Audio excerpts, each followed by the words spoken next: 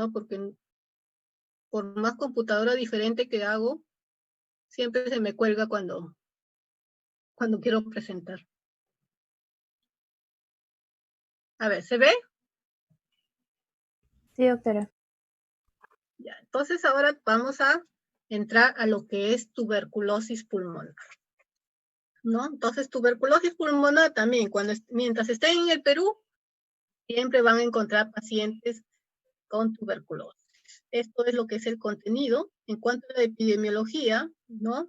El Perú es un país con alta prevalencia en tuberculosis a nivel de América Latina, ¿no? En cuanto a la situación del Perú, propiamente del Perú en el 2019, que es el año que ha pasado, ¿no? Tenemos la morbilidad 32.970 en toda su forma, o sea, no solamente tuberculosis pulmonar, sino pulmonar y extrapulmonar, ¿no? Dentro de los cuales 28.892 son nuevos, y dentro de los cuales tenemos tuberculosis multidroga resistente en 1.464 y XDR o extremadamente resistente 89 casos, siendo la mayoría de estos casos, o estando la mayoría de estos casos en Lima y Callao, ¿no? Aproximadamente el 80% de los casos están en Lima y Callao, ¿no? Pero hay regiones priorizadas, vemos que nosotros estamos en anaranjadito, ¿no? Y estamos en anaranjadito desde 2018. Pero nos falta poco para llegar a rojito, ¿no? Entonces, tenemos una alta prevalencia e incidencia de tuberculosis en nuestro departamento y está dentro de las 12 regiones priorizadas, ¿no? De ahí tenemos la tendencia de la incidencia de tuberculosis y tuberculosis drogo-resistente, ¿no? O sea, solo casos nuevos, como dice aquí. Entonces, los casos nuevos, ha habido un ligero incremento, pero donde se ve la mayor cantidad de casos nuevos es en la tuberculosis multidrogo resistente, ¿no? No así en la tuberculosis extremadamente resistente o la resistente a rifampicina. Toman aquí importancia la resistente a rifampicina porque la gran mayoría que son resistentes a la rifampicina, posteriormente van a ser multidrogos resistentes.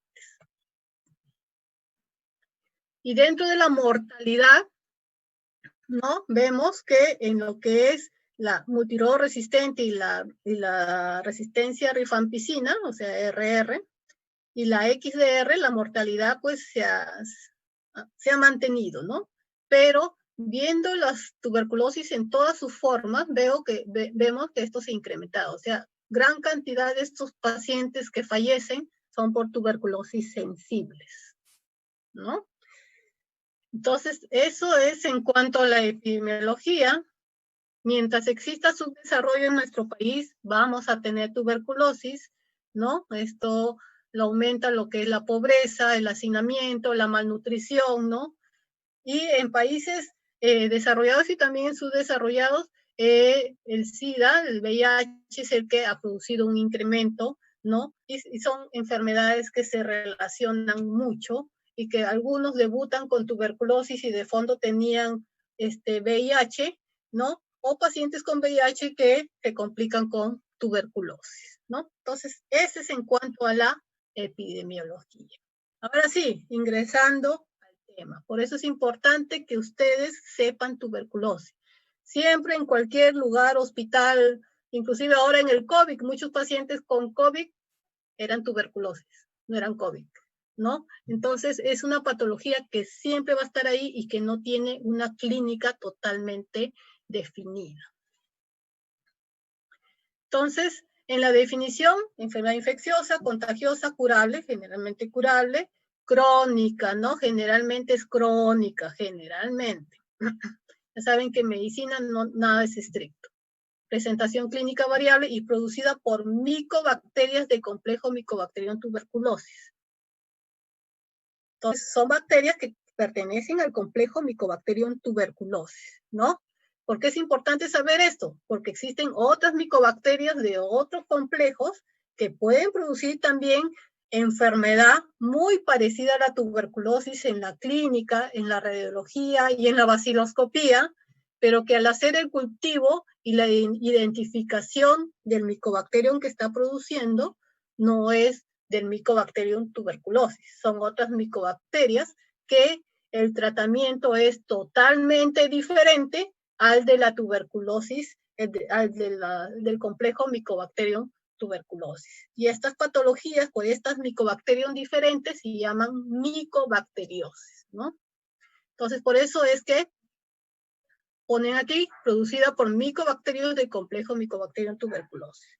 Entonces, se produce a cualquier nivel, a cualquier órgano, pero el más afectado es el pulmón, ¿no? Entonces, tenemos los integrantes de este Mycobacterium, pero la gran cantidad de tuberculosis en humanos, en seres humanos, es por Mycobacterium tuberculosis dentro de este complejo Mycobacterium T.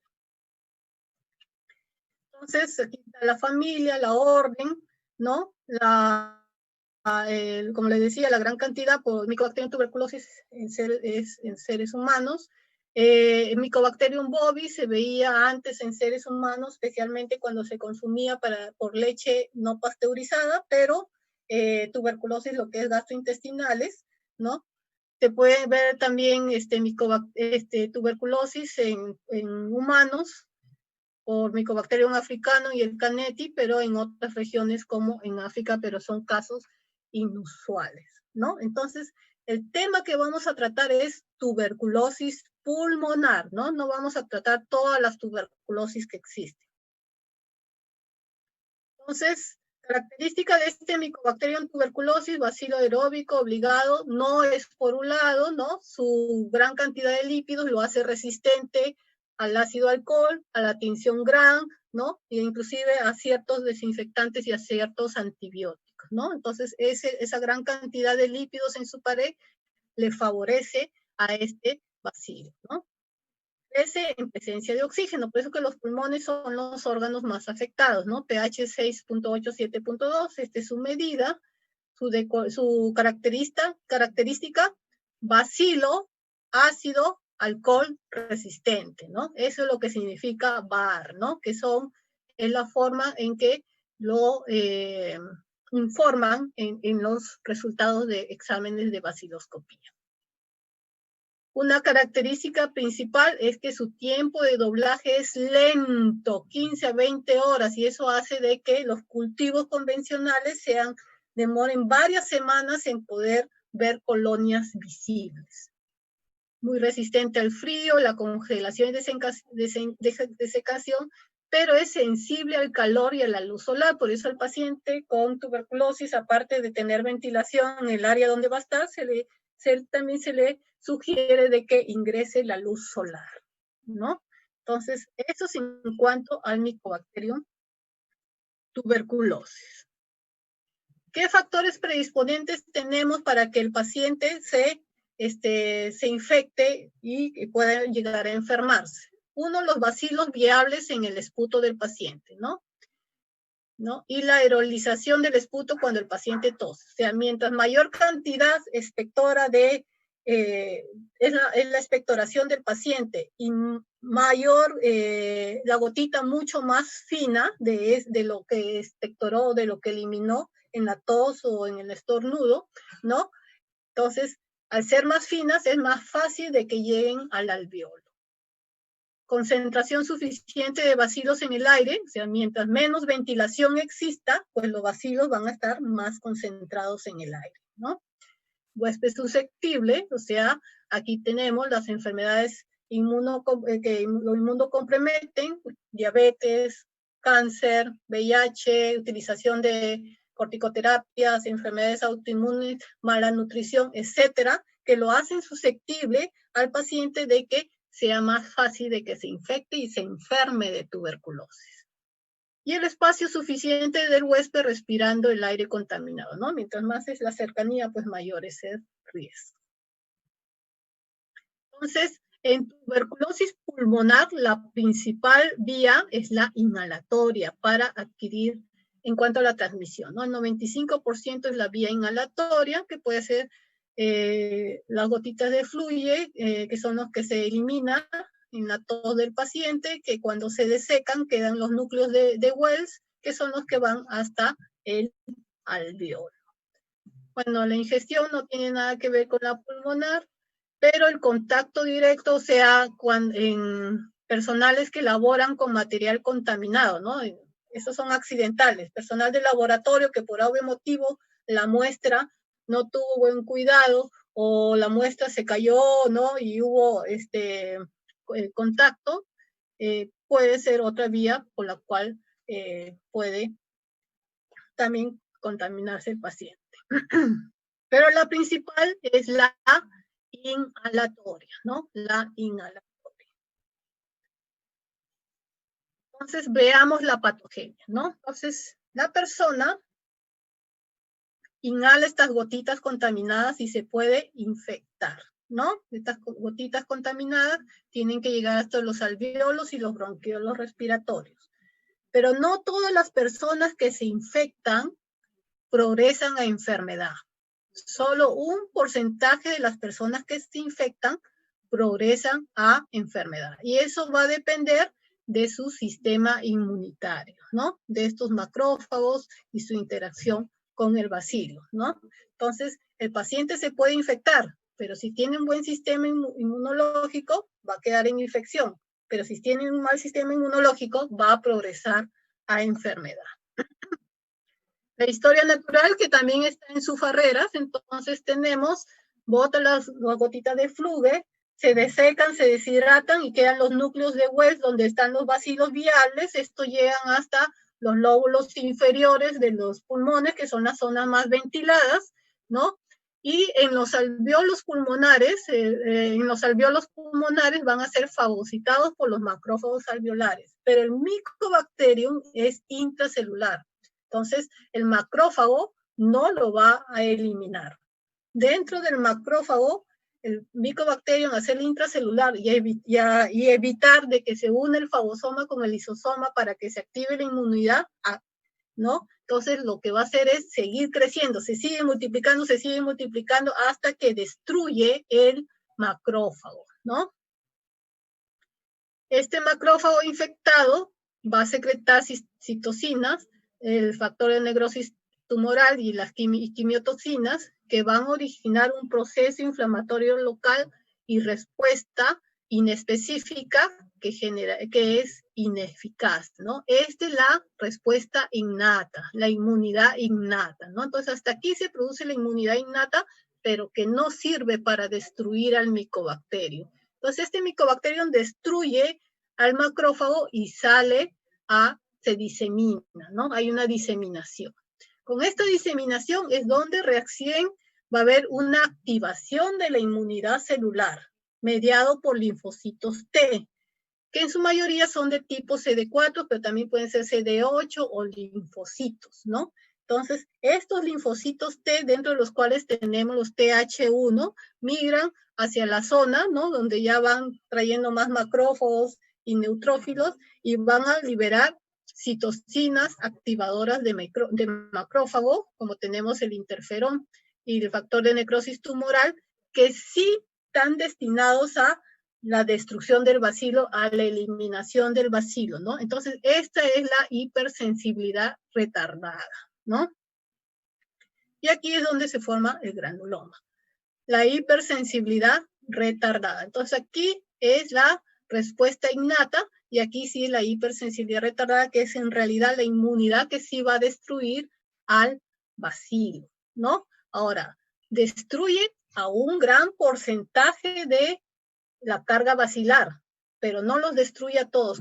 Puede quedar un porcentaje que es variable en cada paciente, que puede permanecer latente, como adormecido ese bacilo por años, y que puede reactivarse posteriormente por desórdenes inmunológicos. Entonces, desde aquí, desde que llega el alveolo hasta que se activa la inmunidad celular, ¿cuánto pasa? De 2 a 9 semanas. Vean cuánto tarda en activarse la inmunidad celular para destruir este bacilo, ¿no? Y aquí es donde se forma pues el granuloma, ¿no? Donde tiene todos estos componentes. Y cómo nos damos cuenta que se activó la inmunidad celular, que se produjo una infección a través del viraje del PPD a positivo. Entonces, todo este proceso, la hipersensibilidad retardada, es para matar a la bacteria y ocasionar necrosis celular de aspecto gaseoso, ¿no? Si esta inmunidad es ineficaz, pues va a progresar de infección a enfermedad. Si no, va a destruir al bacilo, ¿no? Pero se ha visto, como les decía, no toda la población bacilar es que va a ser destruida. Puede quedar un porcentaje que inclusive se ha visto que en las lesiones residuales calcificadas puede haber bacilos vivos que se pueden reactivar en los siguientes 2 años, inclusive hasta 5 años, dicen algunas bibliografías. ¿Cuáles son estas lesiones residuales calcificadas? Tenemos el complejo de Ranke. Si ustedes, a medida que van a ir viendo radiografías, al menos en la población peruana, es muy frecuente esto, ¿no? Calcificado, ¿no? Muy frecuente verlo, ¿no? Entonces, el complejo de Ranke o focos de SIBO, donde pueden haber bacilos latentes. Entonces tenemos el Mycobacterium tuberculosis ingresa con todo lo que les he dicho, el proceso que les he dicho, el 90-95% va a ser contenido, o sea, va a quedar solo en infección, ¿no? Pero de estos que quedaron, que fueron contenidos, existe un pequeño porcentaje donde pueden haber en esas cicatrices residuales algunos bacilos latentes, ¿no? Adormecidos, ¿no? Que pueden activarse años después, ¿no? Durante el transcurso de la vida, ¿no? En un porcentaje del 10%. De los que se infectaron, el 5 a 10% sí pueden progresar a enfermedad activa, ¿no? Inmediatamente. Y por lo tanto, van a transmitir la enfermedad. ¿Quiénes transmiten la enfermedad? Todos los que tienen una enfermedad activa, sean que hayan progresado rápidamente o se hayan reactivado años después. Dime. Una pregunta.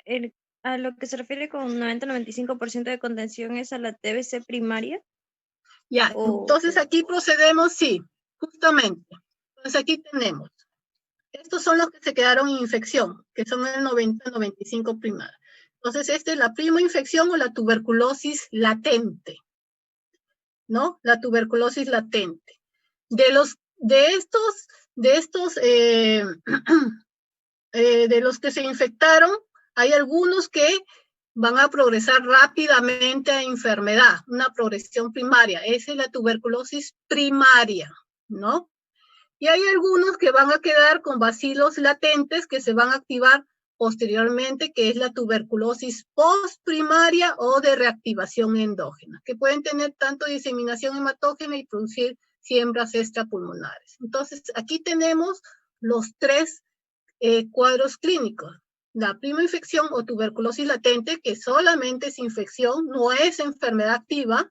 Y dentro de los cuadros de enfermedad activa, sí tenemos la tuberculosis primaria y la tuberculosis postprimaria o de reactivación endógena. ¿Sí? ¿Llegué a contestar la pregunta? Sí, sino que siempre me confundía en eso. Sí, doctora. Gracias. No. Entonces, hasta ahí lo que es la fisiopatología. Si bien no lo pedía el cuadro que nos dieron de los contenidos, pero es importantísimo porque a partir de acá pueden entender los cuadros clínicos. Entonces, los síntomas son inespecíficos, no hay nada patognomónico acá, ¿no? Muy inespecífico, inclusive algunos son asintomáticos. Y el hallazgo es radiológico porque le pidieron una radiografía por trabajo o por la universidad y salen con su infiltrado sin tener ningún síntoma, ¿no? Entonces, esto es muy variable, inclusive uno no se puede fiar del aspecto del paciente, ¿no? Que el paciente sea gordito, que parezca saludable, no significa absolutamente nada. Entonces, comenzamos con los cuadros clínicos. La primoinfección tuberculosa o tuberculosis latente, que es infección, no es enfermedad activa, ¿no? Que es el 95, decíamos ahí del 90 al 95, asintomática, no hay signos bacteriológicos ni radiológicos de enfermedad activa, porque no es enfermedad, es infección. Por lo tanto, el BK va a ser negativo, la radiografía no va a haber ningún infiltrado activo, ¿no? A lo mucho se puede ver ese complejo de Von cicatrizado, se convierte en el complejo de Ranke. ¿Y cómo nos vamos a dar cuenta de que el paciente se infectó? Cuando el PPD vira positivo o tiene un IGRA positivo, que ya lo vamos a ver posteriormente. Entonces, pueden presentar solamente estas clasificaciones, pero siempre tenemos que tener en cuenta de que inclusive ahí puede haber bacilos latentes que se pueden reactivar años después por algún desorden inmunológico. Entonces, cuando la inmunidad está totalmente disminuida en ese paciente, va a progresar de infección a enfermedad clínica, ¿no? Al año siguiente, los 2 años, y que aquí pueden haber diseminación por vía hematógena y linfática, y por lo tanto las formas extrapulmonares son más frecuentes en la tuberculosis primaria progresiva. Años atrás se decía de que era más frecuente en niños, pero ya con los problemas del HIV se ve bastante en adultos, ¿no? Y la alta prevalencia que tenemos. Entonces, como les decía, las formas extrapulmonares son más frecuentes, pero aquí las cavitaciones son infrecuentes. Por lo tanto, dentro de la sintomatología, generalmente no hay hemoptisis, debido a que las cavitaciones son infrecuentes, ¿no? Entonces, tenemos acá, ¿no? Los lóbulos inferiores, un infiltrado retículo nodular, por ejemplo, en esta radiografía, la tuberculosis miliar, ¿no? Tanto en una radiografía, en una tomografía, que inclusive tiene problema a nivel ginecológico por tuberculosis, ¿no? Miliar, o sea, diseminado todo por vía hematógena. Segundo cuadro, de los bacilos latentes, los que se reactivan años después. Tuberculosis de reactivación endógena o postprimaria, frecuente de adultos. Esto es lo que habitualmente vemos en los consultorios externos, ¿no? Reactivación de un foco latente por desórdenes inmunológicos, sea algún grado de inmunosupresión del paciente. Los síntomas sí son más crónicos y aquí sí puede estar presente la hemoptisis generalmente porque aquí son frecuentes las lesiones cavitarias, ¿no? Entonces aquí es lo que vemos, aquí sí son lóbulos superiores generalmente, ¿no? Vemos la cavitación, ¿no? Las cavitaciones que generalmente son a nivel superior. Entonces, en general, no hay signos específicos, pero pueden haber predominancia de algunos de ellos, ¿no? Las manifestaciones clínicas se van a ver influenciadas por la edad, el estado de inmunidad. Mayores de 65 años inclusive puede funcionar como una fiebre de origen desconocido, ¿no? En pacientes con VIH, la sintomatología va a depender de su CD4, el mayor de 200, similar al inmunocompetente, y el menor de 200, frecuente el compromiso extrapulmonar y las formas diseminadas, y por lo tanto los síntomas relacionados a estos, ¿no? ¿Quiénes son los especialmente bacilíferos? O sea, los que más transmiten o los que más pueden, entre comillas, contagiar, ¿no? BK positivo en esputo. El esputo, la baciloscopía se informa en cruces, de una cruz a 3 cruces. Una cruz, pocos bacilos, 3 cruces, un montón de bacilos, ¿no? Entonces, mientras más cantidad de cruces tenga, significa que elimina más gérmenes hacia el exterior, más micobacterios hacia el exterior, y por lo tanto es más fácil de que la otra persona que se encuentre en el mismo ambiente se pueda contagiar. Tuberculosis laringea, ¿no? Que también son bastante bacilíferos, cavernas en la radiografía que funcionan como excelentes caldos de cultivo para que crezca el micobacterio, y a mayor expectoración, mayor es el riesgo. ¿Preguntas hasta aquí?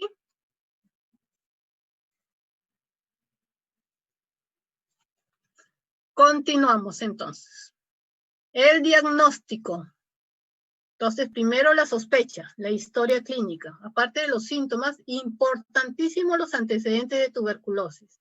El paciente ha tenido tuberculosis, cumplió todo el tratamiento, fue la tuberculosis sensible, tuberculosis resistente, ha tenido otros familiares con tuberculosis antes o en el tiempo actual, ¿no? Viene de zonas de riesgo, por ejemplo, si viene de Lima, Callao, pues siempre hay que tomar en cuenta la tuberculosis resistente. En nuestro departamento, las azucareras son las uno de los focos o de los bolsos de tuberculosis, ¿no?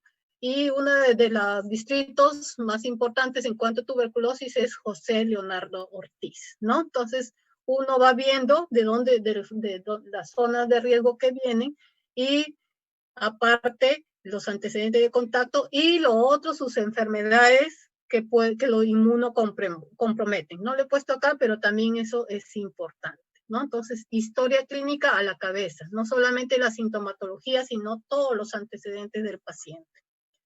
Y la radiología, ¿no? Entonces, la radiología y la clínica sirve para la sospecha, pero vean que la radiología no confirma diagnóstico de tuberculosis. El gold estándar es el cultivo, ¿no? Entonces la comprobación es en muestra de cultivo, no es la baciloscopía, es el cultivo donde se ve germen vivo, ¿no? Y hay algo histológico que se puede comprobar, hallazgo histológico, pero esto generalmente más es para muestras extrapulmonares. Entonces, en cuanto al diagnóstico, tenemos el de tuberculosis latente y tuberculosis activa. Tuberculosis latente, el PPD y el IGRA, tuberculosis activa, donde está la tuberculosis primaria y la postprimaria, donde hay criterios clínicos, radiológicos, bacteriológicos, donde tenemos, igual está desde el cultivo, la prueba de sensibilidad para determinar los resistentes, ¿no? Y recursos no bacteriológicos como los estudios anatomopatológicos. Entonces, el PPD, derivado proteínico purificado, solo sirve para hacer diagnóstico de infección, más no de enfermedad. Infección, ¿no? Que si el paciente esté infectado no significa que haya desarrollado enfermedad activa, ¿no?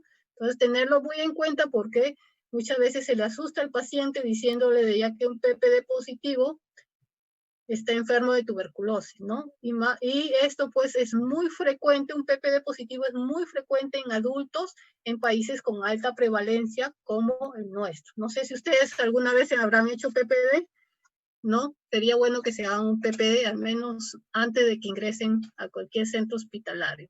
Bueno, una vez que pase la pandemia. Contiene antígenos proteicos de Mycobacterium en tuberculosis, se hace una, ¿no? Se coloca en el antebrazo y se mide a las 72 horas si es que ha formado una induración, ¿no? Entonces, según el Ministerio de Salud en nuestro país, porque también estas medidas es variable de acuerdo al país, ¿no? Se considera positivo si es que de 10 milímetros a más en inmunocompetentes y de 5 milímetros a más en pacientes con alguna inmunodeficiencia. Entonces, es fácil de realizar, escaso costo económico, pero a veces tiene falsos positivos y falsos negativos, ¿no?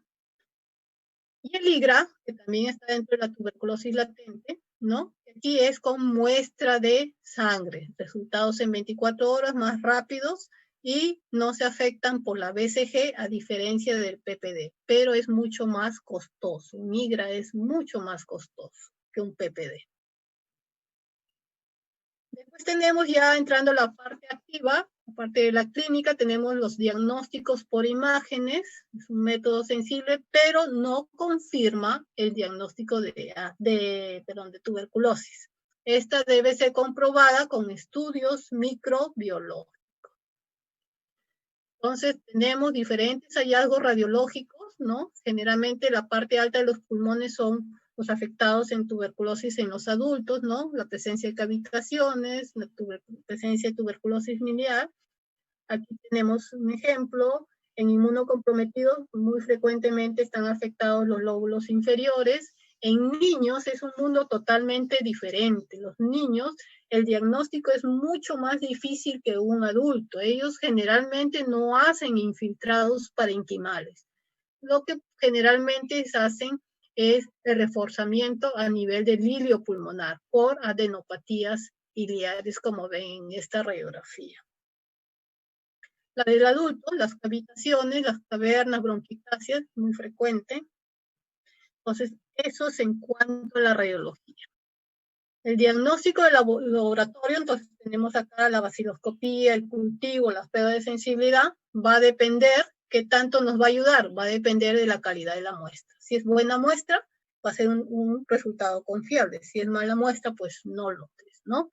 Y de la experiencia en el procesamiento y la lectura, ¿no? Son altamente específicas, ¿no? Y como les decía, el pilar es el cultivo. ¿Qué muestras vamos a obtener para la parte respiratoria?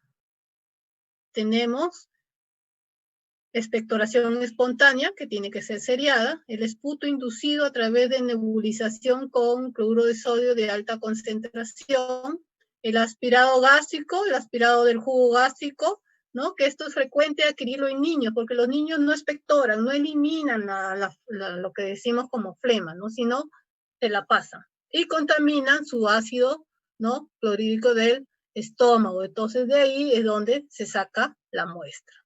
Y a métodos invasivos como la broncoscopía, donde tenemos el broncoaspirado, lavado bronquialveolar, y que también, y en algunos casos excepcionales, lo que son biopsia de pulmón para examen anatomopatológico y el microbiológico. Entonces, los métodos bacteriológicos clásicos, baciloscopía y cultivo. La baciloscopía, que tiene que ser seriada, como les decía, el hallazgo de bacilo ácido alcohol resistente. Es seriada porque se ha visto que la primera muestra va a dar un diagnóstico en el 80 o 90% de los casos. De los que fueron negativos, en la segunda muestra pueden dar un diagnóstico del 10%, y de los que fueron negativos, en al menos 3% en la tercera muestra. Por eso es de que se hace seriada, ¿no? Y la técnica que utilizamos de Ziel-Nielsen. Entonces, es una prueba que se puede realizar en cualquier centro de salud porque es sencilla, ¿no? Y es rápida, puede estar el resultado en 1 hora, bajo costo. La sensibilidad pues no es tan alta, pero la especificidad sí es cercana al 100%, ¿no? Y capacidad de detectar los casos más contagiosos. Claro, si el paciente elimina más bacilos, pues es más fácil de diagnosticar, ¿no? Y de esta manera se ven los bacilos como bastoncitos rojitos, ¿no? Como bastoncitos rojitos. Así se ve en el laboratorio con la técnica de Ziel-Nielsen. Pasemos al cultivo. Es el diagnóstico definitivo de tuberculosis, y uno de los medios que más utilizamos son los medios que utilizamos sólidos, lo de Lowenstein-Jensen y Ogawa-Kudo, especialmente en países con bajos recursos como el nuestro, ¿no? Es donde se utilizan estos medios, ¿no? Y de esa manera se ve el cultivo, ¿no? Parecen como coliflores beige, ¿no? Parduzcas, ¿no? De esta manera crecen en el cultivo. Pero también existen medios de cultivos líquidos que dan resultados más rápidos, pero que son de mayor costo. Pero que sí, de todas maneras, al menos en los pacientes, en algunos pacientes se están haciendo en nuestro país. Tenemos el NGIC, ¿no? La positividad, vean que es menor, porque en un cultivo sólido, el convencional, los resultados son después de 4 o 8 semanas aproximadamente, ¿no? Entonces aquí tenemos la ventaja. Es más sensible que la baciloscopía. La baciloscopía, su sensibilidad era del 40 al 60%. Acá es del 90%. La especificidad también es muy similar, es casi igual a lo que es la baciloscopía. Permite la identificación de las micobacterias y la prueba de sensibilidad. Es decir, el cultivo no solamente nos confirma el diagnóstico de tuberculosis, sino también nos dice que esa enfermedad es producida por el Mycobacterium tuberculosis. Identifica el tipo de Mycobacterium que está produciendo esa enfermedad. Y también nos sirve para la prueba de sensibilidad, ¿no? La prueba de sensibilidad para determinar si el paciente es resistente o sensible, ¿no? Y la otra ventaja que tiene es que cuando negativiza, nos confirma pues que el diagnóstico, que el paciente se ha curado, ¿no? La desventaja que es muy lento, en lo menos en los medios sólidos, de 4 a 8 semanas, que el costo es superior a la vaciloscopía, necesita una cámara especial. Acá en nuestro medio, en nuestra región, solamente se hace en La Jereza, no hay ningún centro de salud ni hospital que haga cultivos, y es un método más laborioso y por lo tanto necesita personal más experimentado, ¿no? Y las pruebas de sensibilidad para detectar casos resistentes y por lo tanto darles el mejor tratamiento y evitar que transmiten esta enfermedad, ¿no? Entonces tenemos diferentes métodos, los métodos convencionales, los métodos rápidos, métodos convencionales, el método de las proporciones y métodos rápidos, diferentes tipos de métodos, ¿no? Pues aquí tenemos los diferentes tipos de métodos que utilizamos para las pruebas de sensibilidad. El método de proporciones es el estándar de oro para isoniazida, rifampicina, etambutol y estreptomicina, aunque actualmente la estreptomicina ya no se está utilizando, pero su resultado pues es de 60 a 90 días, ¿no? Pero es el que nos confirma pues esta resistencia. Y para la piracinamida es el método de Wayne, ¿no? Método colorimétrico que nos da una banda rosada. Los métodos, otro tipo de métodos más rápidos, el de Gries, ¿no? Prueba colorimétrica cuyo resultado es de 14 a 28 días. Tenemos el MOX, ¿no? Que no solamente nos da el diagnóstico de tuberculosis, sino también la resistencia a isoniazida y rifampicina, porque la tuberculosis multiresistente es aquel que es resistente mínimamente a la isoniazida y rifampicina, que es el núcleo de primera línea. Isoniazida y rifampicina es el núcleo de los medicamentos de primera línea, ¿no? Y no necesariamente tiene que ser un cultivo positivo, puede ser un BK inclusive negativo, y los resultados están entre 7 a 21 días. El genotype, ¿no? También aparte de darnos el diagnóstico, hace la tipificación y la resistencia a isoniazida y rifampicina. El GeneSpert, ¿no? Que nos da, aparte del diagnóstico, la resistencia a la rifampicina, ¿no? Y así diferentes tipos de métodos, ¿no? Y por último, los estudios histopatológicos, ¿no? O sea, las anatomías patológicas, que lo característico son las células tipo Langerhans, ¿no? Las células epiteloides, la necrosis gaseosa y los fibroblastos. ¿Preguntas hasta aquí? Antes de pasar al tratamiento. ¿Alguna pregunta? Pero sí me escuchan, ¿no? Sí, doctora. Sí, doctora. Es un poco difícil estar mirando una pantalla. Doctora, Dime. en la primoinfección, el que tiene el PP positivo, ¿es infectado y enfermo o solo No, infectado? es infectado, solo infectado. Solo infectado. Por eso un PPD positivo solamente indica infección y vira cuando se activa la inmunidad celular. Punto. Nada más significa. Ahí el cultivo no crece, no crece. No, no hay ni cultivo, ni BK positivo, ni sintomatología, ni radiología de enfermedad activa. Solo PPD positivo. Doctora, en la TBC primaria es donde se forman los complejos de Gong y lo de Renke, ¿no? ¿O eso es en la primoinfección? No, en la primaria. Si progresan, o sea, muchos de estos complejos se calcifican, o sea, ahí va a depender la inmunidad, ¿no? Si se calcifican, pueden quedar como infección, pero si no, en algunos casos pueden progresar a tuberculosis primaria y estar dentro de la tuberculosis primaria. Doctora, cuando se refiere a TBC primaria, ¿es igual a lo que dijo de TBC primaria progresiva o son diferentes? Sí, primaria progresiva es igual a tuberculosis primaria. Ah, ya, gracias, doctora. Continuamos. Entonces, el tratamiento lo han pedido según el Ministerio de Salud, según lo que me han puesto. Entonces, vamos a hacer el tratamiento que hacemos en el Perú, ¿no? Si ustedes leen otra bibliografía americana, europea, pues van a haber otros esquemas. Lo más probable es la misma medicación, porque principalmente no utilizamos el mismo tratamiento, pero los esquemas son diferentes. Entonces, en cuanto al tratamiento, el tratamiento es multidisciplinario, ¿no? No solamente es dar los fármacos al paciente, sino hay una terapia psicosocial. Acuérdense que es una enfermedad estigmatizante, ¿no? El tener tuberculosis es vergüenza para el paciente, vergüenza para la familia, y muchas veces lo abandonan o lo dejan solo, ¿no? Entonces, necesita el apoyo psicológico y social, ¿no?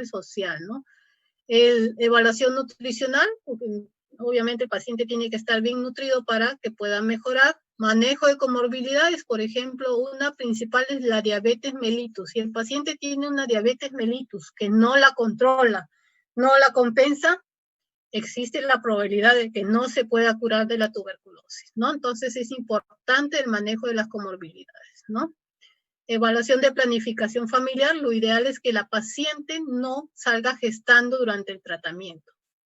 Y eso es lo ideal en la sensible, pero sí absolutamente no tiene que salir gestando durante el tratamiento resistente, ¿ya? Entonces es importante la planificación familiar, la evaluación de contactos, porque no solamente es el enfermo, hay que determinar que otros dentro de sus contactos, dentro de las personas que conviven con él, si es que hay casos de tuberculosis, y obviamente la terapia farmacológica, ¿no?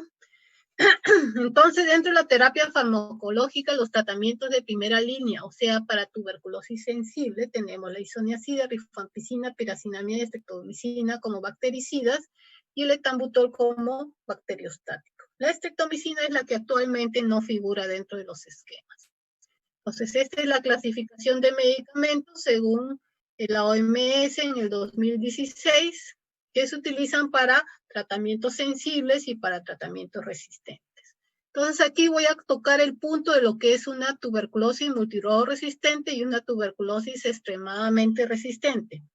Multirodo resistente es aquella tuberculosis que es resistente mínimamente a isoniazida y rifampicina, que es el núcleo primario, es el núcleo de los tratamientos primarios, de los tratamientos para tuberculosis sensible.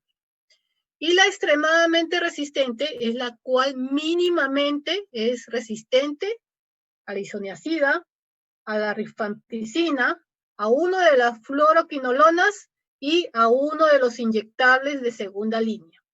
Si son resistentes a 4 de estos tipos de medicamentos, mínimamente, entonces se le llama extremadamente resistente. Repito, el núcleo de primera línea es isoniazida y rifampicina. El núcleo de los medicamentos de segunda línea, o sea, para tratamientos resistentes, es la fluoroquinolona con un inyectable de segunda línea, ¿ya? Entonces, multirodo resistente es aquel que mínimamente es resistente al núcleo de primera línea, o sea, isoniazida y rifampicina, que puede ser resistente a más drogas de primera línea, sí, pero mínimamente tiene que estar isoniazida y rifampicina. Y el extremadamente resistente, o XDR, es aquel que es resistente mínimamente al núcleo de primera línea, que es isoniazida y rifampicina, y al núcleo de segunda línea, que significa alguna fluoroquinolona, no necesariamente las dos, una de ellas mínimamente, y algún inyectable de segunda línea. ¿Me entendieron estas definiciones? ¿Podría volver a repetir? Ya. Tenemos el núcleo de primera línea de los medicamentos de primera línea es isoniazida y rifampicina. El multirodo resistente es aquel que mínimamente es resistente a isoniazida y rifampicina juntos. Digo mínimamente porque puede ser también resistente a etambutol, ¿no? O estreptomicina o epiriacinamida, pero mínimamente tienen que estar isoniazida y rifampicina resistentes. Entonces, aquel es multirodo resistente. Y el extremadamente resistente o XDR es aquel que es resistente a los dos núcleos. Al núcleo de primera línea, o sea, isoniazida y rifampicina, y al núcleo de segunda línea, o sea, fluoroquinolona y el inyectable de segunda línea. Pero a uno de ellos, o sea, mínimamente a una fluoroquinolona y mínimamente a una amicacina. O sea, Un paciente que es resistente a isoniazida, rifampicina, MDR. Si es resistente a isoniazida, rifampicina, levofloxacino y, por ejemplo, capreomicina, es un XDR. Otro ejemplo, isoniazida, rifampicina, pero también es resistente a moxifloxacino con amicacina, es un también extremadamente resistente. ¿Me dejé entender? Doctora. Sí, doctora. Bien, Gracias. entonces continuemos. Entonces tenemos otros medicamentos, etionamida, cicloserina, linezolid, clofacilina, ¿no? Tenemos los veraquilina, declamic, muchos de estos medicamentos que se utilizan para XDR, son medicamentos que han ido saliendo en los últimos años, ¿no? Entonces, esa es la clasificación.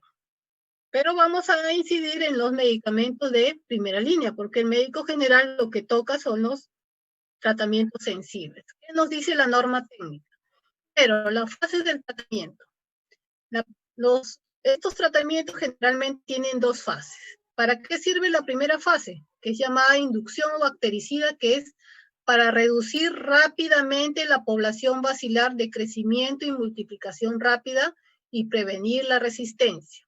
Entonces, todos los bacilos no se replican a la misma velocidad. Hay algunos que son más lentos que el resto, ¿no? Entonces, a las poblaciones que se replican más rápido, ¿no? Es donde va destinada esta primera fase. Y las poblaciones que son más lentos en la replicación, ¿no? Que se van viendo que son persistentes, es la segunda fase. La primera fase previene resistencia. La segunda fase evita recaídas. Entonces, tenemos estos esquemas de tratamiento para TB sensibles según nuestra norma técnica.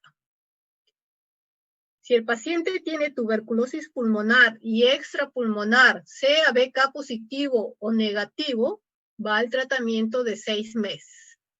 Significa 2 meses de isoniazida, rifampicina, etambutol y piracinamida, que sería la primera fase.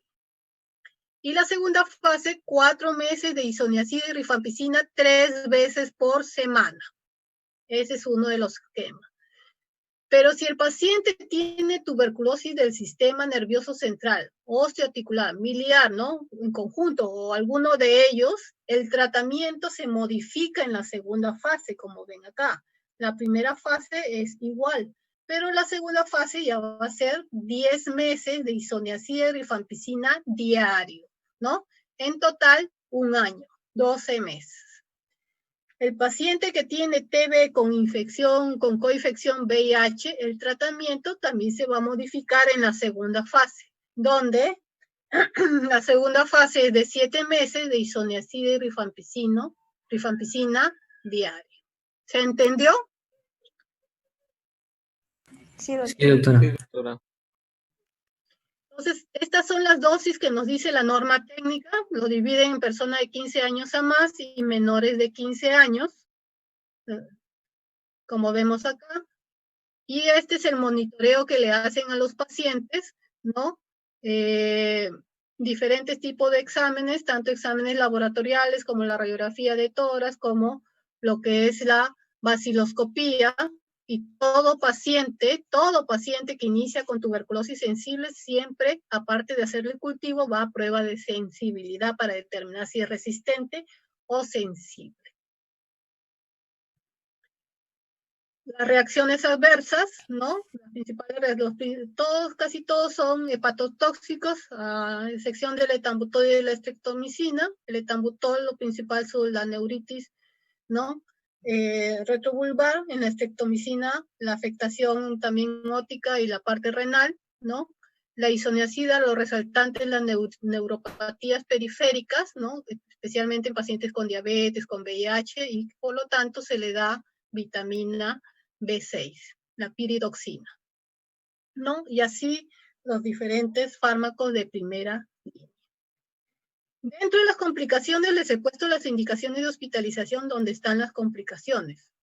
Hemoptisis, neumotoras son las principales complicaciones que son, como ven, indicaciones de hospitalización. Pero no son hemoptisis leve, pues son hemoptisis moderadas a severas, neumotoras también, y situaciones especiales como la insuficiencia respiratoria, ¿no? Y estas son las indicaciones de hospitalización, porque el tratamiento es meramente ambulatorio, ¿no? Solamente se hospitalizan ciertos casos, ¿no? Y dentro de los que se hospitalizan son los retratamientos con fármaco de segunda línea, o sea, los pacientes para XDR especialmente y algunos MDR. Y el tratamiento es supervisado en boca, o sea, el paciente va todos los días hacia el centro de salud y el personal de salud tiene que verificar que se tome la medicina, no se la dan para la casa, ¿ya? Entonces, esas son las normas de nuestro país. Y por último, dentro de la prevención, tenemos, en cuanto a tratamiento o alguna otra pregunta que tengan antes de pasar al último punto. Doctora, ¿las tuberculosis latentes se tratan? Las tuberculosis resistentes sí se tratan, son otro tipo de esquemas, ¿no? Que estos esquemas No, van las inclusive... latentes. ¿Las qué? Las latentes. No, las tuberculosis latentes son infecciones. Esas no se tratan, son infecciones. Porque, o sea, no es tuberculosis activa, no es enfermedad, es una infección.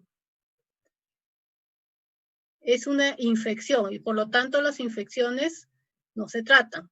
Ciertos casos podrían recibir lo que antes llamábamos la quimioprofilaxis, que justamente está dentro de la prevención, la terapia preventiva con isoniazida, pero es cuando son contactos en ese momento de una persona con tuberculosis activa, ¿no?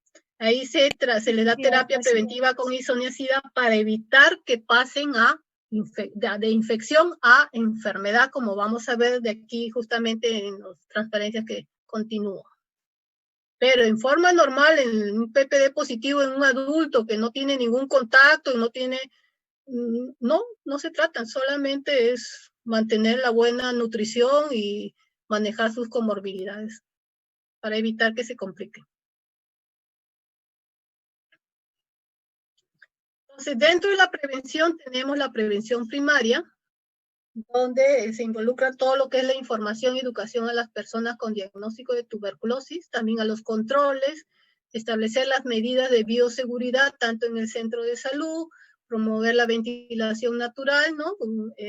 Para que haya ventilación cruzada y el germen no se concentre en un solo lugar. Involucra lo que es la vacunación con la BCG, que nos protege contra las formas graves de tuberculosis, no contra todas las tuberculosis, sino contra las formas graves de tuberculosis, inclusive normas en cuestión del personal de laboratorio. La secundaria, donde involucra fortalecer las actividades de diagnóstico precoz. Paciente que es diagnosticado, según la norma, en el mismo día del BK positivo tiene que comenzar el tratamiento, ¿no? Diagnóstico precoz y tratamiento oportuno. No solamente el tratamiento de la enfermedad, sino estudiar a los contactos. Esos contactos que estaban viviendo o viven en ese mismo ambiente, entonces hay que hacerles el estudio para ver si es que tienen tuberculosis o solamente se quedaron en infección. Y aquí tenemos la terapia preventiva con isoniazida o TPI, que anteriormente la llamábamos quimioprofilaxis. Es para prevenir el paso de infección a enfermedad tuberculosa. Es con isoniazida, pero antes de iniciarla hay que descartar tuberculosis en esa persona. Entonces, según esta norma técnica, aquí están las indicaciones donde tenemos en forma obligatoria a todos los menores de 5 años que son contactos de caso índice con tuberculosis pulmonar. O sea, que convivan con una persona con tuberculosis pulmonar. Sea este paciente que tenga BK positivo, BK negativo, o sea que el niño sea PPD positivo, PPD negativo, no interesa. Si es menores de 5 años, ellos reciben terapia preventiva con isoniazida si son contactos de paciente con TB sensible, obviamente, porque si es con TB resistente, pues como esto es con isoniazida, no va a ser efectivo, ¿no? Ellos no reciben. Y dentro de estos también tenemos, y los de 5 a 19 años, eso sí, solamente los que tienen PPD positivo, ¿no? Y que son contactos, pues, ¿no? Pacientes con VIH, ¿no? Conversión reciente, o sea, el trabajador antes de ingresar a ese hospital, centro de salud, se hizo su PPD, era negativo, y nuevamente se hace su PPD al año, a los 2 años, y resulta positivo, entonces significa que hay una conversión reciente de ese PPD, ¿no? Entonces ellos sí podrían recibir TPI, ¿no? Y algunas indicaciones especiales. Y esta es la dosis que se utiliza, la dosis máxima de isoniazida siempre es 300 miligramos, y esto no es un tratamiento para enfermedad, es una prevención, tal como dice su nombre, por lo tanto es un medicamento que se da para la casa, ¿no? La persona lo toma en su casa, no tiene que ir al centro de salud. Y la prevención terciaria, que es dirigida a la rehabilitación a personas que representan complicaciones y que provocan secuelas, ¿no? Entonces, la mayoría de pacientes con tuberculosis pulmonar, dependiendo del grado de compromiso que tenía al inicio, va a quedar con diferentes tipos de secuelas. Y esas secuelas, que pueden ser bronquiectasias, ¿no? Que pueden ser tractos fibróticos, etcétera, no siempre son inofensivas, ¿no? Esas secuelas a nivel pulmonar se pueden infectar, se pueden inflamar, entonces la persona puede tener episodios de tos, de expectoración, de hemoptisis, ¿no? Pero por las secuelas, no por la tuberculosis en sí. La tuberculosis se curó, pero las secuelas son las que pueden seguir dando sintomatología por inflamación, infección de las secuelas, que ya no tendría nada que ver con una tuberculosis activa, son secuelas, ¿no? Y en ellos también se puede dar rehabilitación respiratoria y la rehabilitación laboral, dependiendo pues del área en que esté laborando, ¿no? Dar las indicaciones para que lo coloque en un ambiente laboral ideal para esta persona. Entonces, la bibliografía, tenemos el Farreras, la norma técnica, ¿no? Y hubo una actualización del tratamiento de la norma técnica, entonces aquí están las dos normas, y este es el informe de la Organización Mundial de la Salud del año pasado. ¿Preguntas?